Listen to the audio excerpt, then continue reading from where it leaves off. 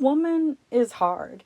And being an angry woman is even harder, especially when society has not built out a space for women to express anger without being judged, ridiculed, or punished. So, what's an acceptable way for women to express anger in society? I don't know if there is a single or definitive answer, but when I think about the ability to freely express oneself, I like to think about creating art. And so today I want to talk about female rage in music. First and foremost, what is female rage and how does it differ from regular anger and rage? While there is no definitive definition, what I have come to understand female rage as is having anger and frustration towards societal systems and expectations that limit and restrict women. And as I explore female rage in music in this video, there are two main areas I want to focus on: anger in different genres and using femininity to convey anger. Now, when you typically think of angry music, you may think of genres like rock, punk, or metal. But if you watched my March Madness series over on my socials, then you would know that in covering the music of Leve, that I touched upon the idea of anger transcending genres. And by that, I mean that anger has no inherent genre that it sticks to. It can be heard from anywhere, from pop to metal and everything in between. As I already covered in my Leve episode, she utilizes her classical and orchestral sound to create music that is powerfully emotional and angry. I think of songs like Goddess, where there is a buildup in instrumentation that leads to this cathartic release at the bridge that is akin to a beautiful scream. Or Sabotage, where the strings clash together to depict chaos of the mind. But it's more than just instrumentation. In Pitchfork's review of her latest album, A Matter of Time, they talk about the rise in retro fetishism, which coincides with the rise in conservatism, all a nostalgia for a simpler time. But what Leve does is she takes these older sounds in music and she vamps it with her own ideas and messaging, like critiquing the performative male and Mr. Eclectic, or reflecting on modern day beauty standards for women and how harmful they are in Snow White. Moving away from Leve, country also proves to be an important outlet for women in expressing their anger. Country, I think, more than any other genre, has a storytelling nature to it. I think of the old country ballads that would tell full-on stories of famed country heroes or fiddlers facing off devils. But another major theme in country stories seems to be women taking back their lives, often through acts of violence. This can be seen in songs like Goodbye Earl by the Chicks or The Night the Lights Went Out in Georgia by Reba McEntire.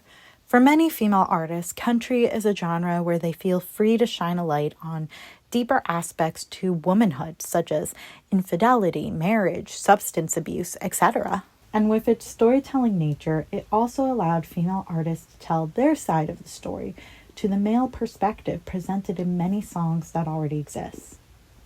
Moving away from genres and musicality, I also want to talk about artistic expression in anger, specifically the use of femininity in expressing anger. As I said at the top of the video, society has not built a space for women to freely express anger without being scrutinized or punished. I think in society we view anger as an inherently masculine emotion, and so when men express it, it is viewed as an exercise of power or something instinctive to their nature, whereas when women express it, we view it as something unnatural, which brings me to artists like Beach Bunny, Olivia Rodrigo, and Scene Queen. One of the biggest pop stars of this decade, Olivia Rodrigo has released 2 albums worth of pure teenage angst and punk.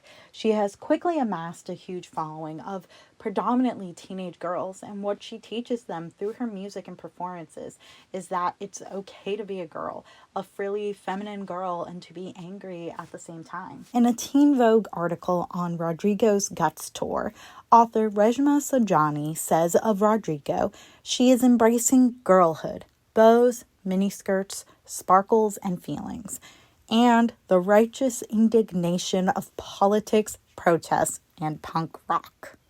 One of my favorite things that Olivia does is that every time she's about to perform All American, she pauses and asks the audience to think of something or someone that really pisses them off, and then basically invites them to join her on the screaming part of the song. She makes anger a unifying action.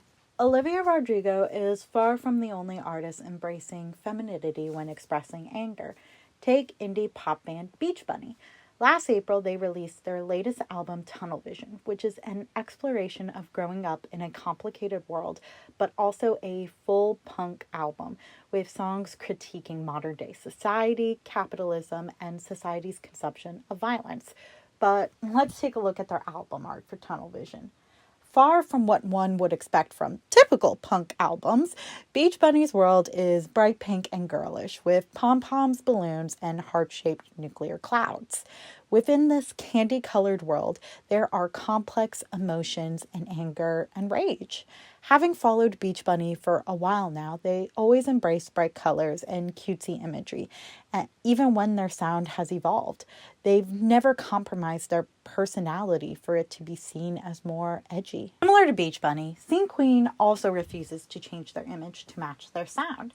Scene Queen is a bimbo-core artist, which is a subgenre of metal, and from what I understand, bimbo-core is this blend of pop and metal with an overall hyper-feminine aesthetic.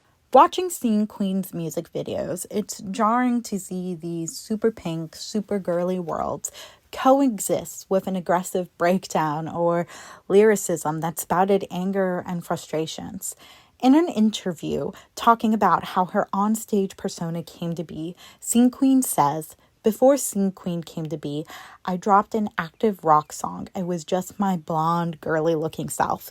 The comments I got were filled with men saying I was too prissy to make that sort of music, and it sparked a rage in me. I was already switching up my sound at this time, but I made a promise to myself that I would make my branding as overtly feminine and pink as humanly possible, because I never want another woman to look at my project and have to wonder if it's a place where they're accepted. You can visibly see my message." It's a message of come as you are, be who you want to be, and feel what you want to feel, regardless of how you look, regardless of your gender. To me, the way female rage is expressed, specifically through music, is a beautiful thing. As complex and vast as the emotion is, there are a myriad of ways to express it, whether it be through your standard punk rock or something more classical and orchestral.